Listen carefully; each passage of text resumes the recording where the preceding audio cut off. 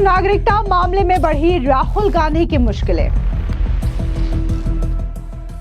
राहुल गांधी की नागरिकता मामले में योगी सरकार का बड़ा एक्शन। यूपी पुलिस करेगी मामले की जांच, राहुल गांधी का सच आएगा सामने।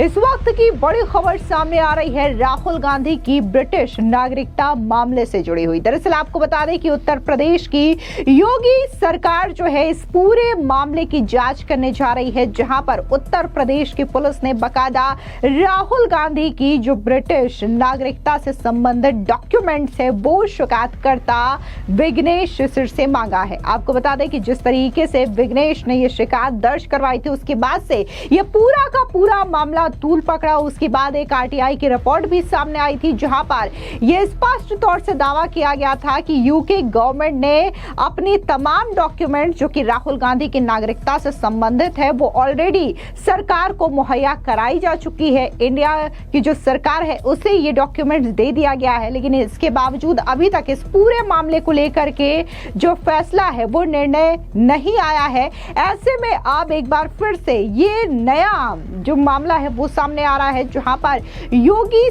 सरकार की पुलिस यानी कि उत्तर प्रदेश की पुलिस अब इस पूरे मामले में जांच करने जा रही है। दरअसल कांग्रेस के नेता राहुल गांधी की नागरिकता को लेकर के उठे विवाद में एक नया मोड़ सामने आ गया है। जैसा कि याचिकाकर्ता विघ्नेश शिशिर ने आरोप लगाया है कि राहुल गांधी के खिलाफ ब्रिटिश नागरिक होने और लोकसभा चुनाव हलफनामे में गलत जानकारी देने की शिकायत दर्ज कराने के बाद रायबरेली पुलिस ने उन्हें शिकायत के समर्थन में सभी आवश्यक दस्तावेज उपलब्ध कराने के लिए नोटिस जारी कर दिया है, ताकि मामले में कानून के मुताबिक आगे की कार्रवाई शुरू की जा सके। दरअसल आपको बता दें कि 26 जुलाई 2024 को विघ्नेश शिशिर ने राहुल गांधी के खिलाफ शिकायत दर्ज कराई थी, जिसमें बीएनएस और पासपोर्ट अधिनियम के तहत विभिन्न गंभीर अपराधों के खिलाफ एफआईआर दर्ज करवाई गई थी।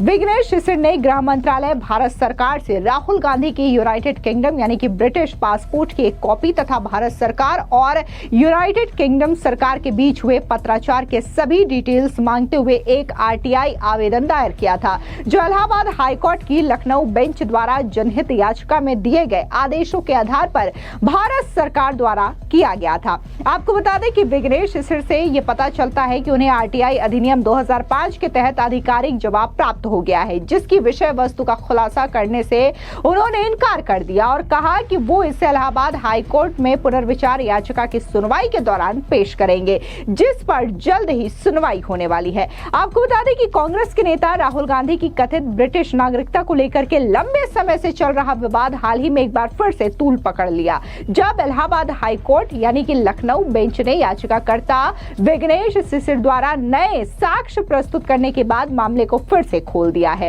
इस घटनाक्रम ने एक जटिल कानूनी और राजनीतिक लड़ाई को फिर से छेड़ दिया है, जिसमें भारत में सार्वजनिक पद संभालने के लिए राहुल गांधी की योग्यता पर सवाल खड़ा किया जा रहा है। भारत एक ऐसा देश है जो दोहरी नागरिकता को मान्यता नहीं देता है, और अगर ऐसे में ये बात सामने आती है और ये जो चीजें हैं वो सही साबित होती है कि राहुल गांधी के पास दोहरी नागरिकता है, तो न सिर्फ राहुल गांधी की सदस्यता जाएगी, बल्कि राहुल गांधी को इस पूरे मामले में लेकर के जेल भी जाना पड़ सकता है।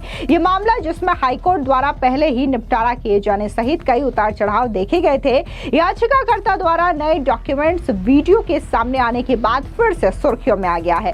कथित तौर पर लंदन, वियतनाम और उज्बेकिस्तान से प्राप्त ये साक्ष्य राहुल गांधी की नागरिकता की स्थिति पर और ज्यादा प्रकाश डालने का दावा करते हैं और अदालत में पेश किए गए हैं। इस कानूनी चुनौती की जड़ें उन आरोपों में छिपी है कि राहुल गांधी ने ब्रिटेन स्थित कंपनी बैकऑप्स लिमिटेड के निदेशक के रूप में कार्य करते हुए स्वयं को एक ब्रिटिश नागरिक घोषित किया था। भारतीय जनता पार्टी के नेता शिकायतकर्ता विघ्नेश शिशिर ने एक आवेदन प्रस्तुत किया था, जिसमें उन्होंने मेसर्स बैकऑप्स लिमिटेड नामक एक कंपनी से संबंधित जानकारी के रूप में पर्याप्त साक्ष्य पेश किए थे।